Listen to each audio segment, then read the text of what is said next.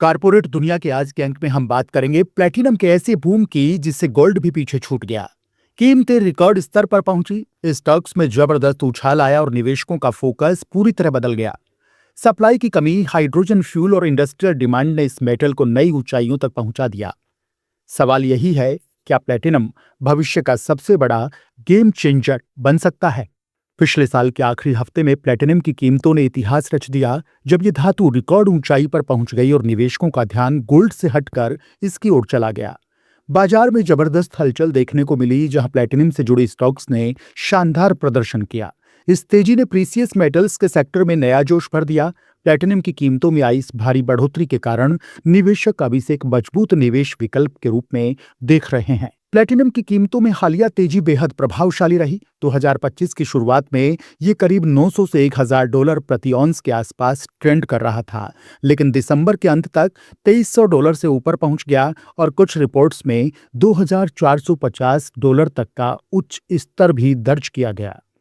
अकेले दिसंबर महीने में ही इसकी कीमत में 23 से 24% की बढ़ोतरी हुई, जो पिछले कई दशकों की सबसे बड़ी मासिक तेजी में शामिल है। पूरे साल में प्लेटिनम 150 से 170% तक चढ़ा, जो गोल्ड और सिल्वर दोनों से कहीं ज्यादा था। जनवरी 2026 में कुछ करेक्शन के बाद कीमतें $2200 से $2300 प्रति औंस के बीच बनी हुई हैं। हालांकि 26 जनवरी को ये करीब $2900 तक जाकर फिर नीचे आई।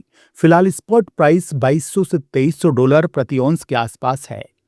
इस तेजी के पीछे कई मजबूत कारण रहे। सबसे बड़ा कारण सप्लाई की कमी है।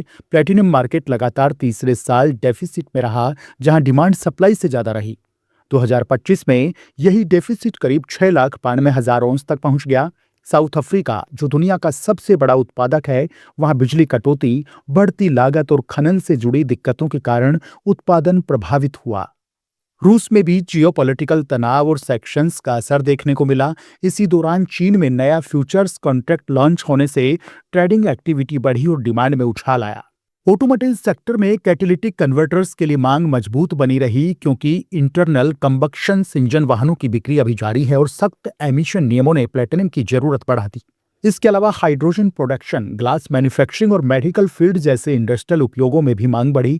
निवेशकों का पैसा गोल्ड से निकलकर प्लेटिनम की ओर गया, क्योंकि यह तुलनात्मक रूप से सस्ता लग रहा था और अब इसका वैल्यूएशन आकर्षक हो जाएगा। अमेरिका की ट्रेड पॉलिसी और टैरिफ फैसलों का भी प्लेटिनम की कीमतों पर असर देखने को मिला है। हाल के वर्षों में अमेरिका ने कुछ मेटल इंपोर्ट्स पर टैरिफ और सख्त ट्रेड नियम लागू किए, जिससे सप्लाई चेन में अनिश्चितता बढ़ी। चूंकि अमेरिका ऑटोमोटिव और इंडस्ट्रियल प्लेटिनम डिमांड का बड़ा केंद्र है, इसलिए टैरिफ की वजह से इंपोर्ट कॉस्ट बढ़ी है और घरेलू कीमतों पर दबाव आया। इसके चलते कंपनियों ने पहले से स्टॉक जमा करना शुरू किया, जिससे शॉर्ट टर्म में डिमांड और तेज हुई। इसके अलावा अमेरिका चीन ट्रेड टेंशन और रूस से सप्लाई पर प्रतिबंधों ने भी प्लेटिनम मार्केट को टाइट बना दिया, जिससे कीमतों को सपोर्ट मिला। हाइड्रोजन फ्यूल सेल्स में प्लेटिनम की भूमिका बेहद अहम है। यह धातु मुख्य रूप से proton exchange membrane fuel cell technology में इस्तेमाल होती है, जो हाइड्रोजन फ्यूल सेल वाहनों और स्टेशनरी पावर जनरेशन के लिए सबसे ज्यादा उपयोग में लाई जाती है। वर्ल्ड प्लेटिनम इन्वेस्टमेंट काउंसिल के अनुसार 2030 तक हाइड्रोजन से जुड़े उपयोगों के कारण प्लेटिनम की मांग 8,75,000 से 9 लाख औंस तक पहुंच सकती है, जो कुल डिमांड का करीब 11% होगी। इसमें खास योगदान हैवी ड्यूटी ट्रक और बस जैसे फ्यूल सेल इलेक्ट्रिक व्हीकल्स का रहेगा, जिनका मार्केट शेयर 2030 तक करीब 5% तक पहुंच सकता है। ग्रीन हाइड्रोजन इकोनॉमी के विस्तार के साथ प्लेटिनम की मांग में बड़ा उछाल देखने को मिल सकता है। निवेशकों के लिए सेक्टर खासा आकर्षक बन रहा है, क्योंकि प्लेटिनम स्टॉक्स और ईटीएफ को इस ग्रोथ से फायदा मिल सकता है। भारत में नेशनल हाइड्रोजन मिशन के चलते भविष्य में इसकी डिमांड और बढ़ने की संभावना है। प्लेटिनम की कीमतें मुख्य रूप से ग्लोबल मार्केट में तय होती हैं। लंदन बुलियन मार्केट एसोसिएशन और London platinum and palladium market के जरिए इसका बेंचमार्क प्राइस फिक्स किया जाता है। ये प्रक्रिया लंदन मेटल एक्सचेंज द्वारा संचालित होती है, जहां दिन में 2 बार ऑक्शन होता है। इसमें बैंक और डीलर्स बोली लगाते हैं और सप्लाई डिमांड के आधार पर संतुलित कीमत तय होती है। इसके अलावा न्यूयॉर्क मर्केंटाइल एक्सचेंज के फ्यूचर्स और चीन के फ्यूचर्स एक्सचेंज जैसे प्लेटफॉर्म्स भी कीमतों को प्रभावित करते हैं।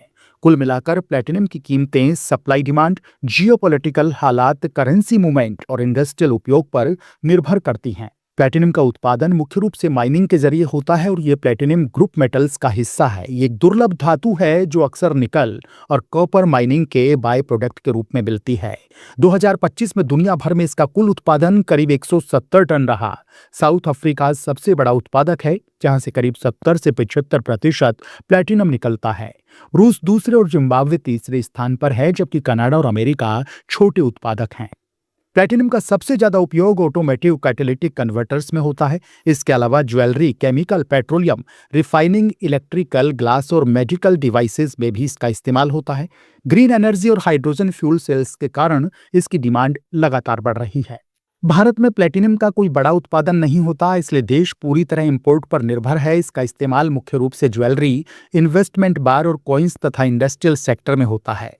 2025 में अनस्टेटेड प्लैटिनम ज्वेलरी के इंपोर्ट को कुछ समय के लिए प्रतिबंधित किया गया था, ताकि घरेलू उद्योग को सपोर्ट मिल सके।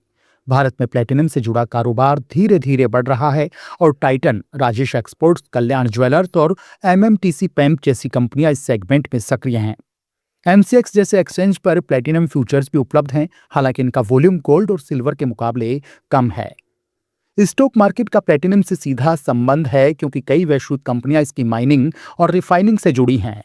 दिसंबर 2025 में साउथ अफ्रीका की बड़ी प्लैटिनम कंपनियों के शेयरों में 20 से 50% तक की तेजी देखी गई। भारत में भले ही डायरेक्ट प्लैटिनम माइनिंग कंपनियां ना हों, लेकिन ज्वेलरी और मेटल से जुड़ी कंपनियां अप्रत्यक्ष रूप से इसका फायदा उठाती हैं। इसके अलावा ETF और कमोडिटी फंड्स के जरिए भी निवेशक प्लैटिनम में हिस्सेदारी लेते हैं। कुल मिलाकर प्लैटिनम ट्रेंड का मौजूदा सीन सकारात्मक जरूर है, लेकिन इसमें उतार चढ़ाव भी बना रहता है। 2025 में सबसे बेहतर प्रदर्शन करने वाली कीमती धातु रही। भविष्य में ग्रीन हाइड्रोजन और फ्यूल सेल टेक्नोलॉजी से इसकी मांग और बढ़ सकती है। हालांकि इलेक्ट्रिक व्हीकल्स की वजह से ऑटो कैटलिस्ट डिमांड में कमी आ सकती है, लेकिन हाइड्रोजन टेक्नोलॉजी इस कमी को संतुलित कर सकती है। निवेशकों के लिए प्लैटिनम एक अच्छा डाइवर्सिफिकेशन ऑप्शन बन सकता है, बशर्ते वे इसकी वॉलेटिलिटी को समझकर निवेश करें।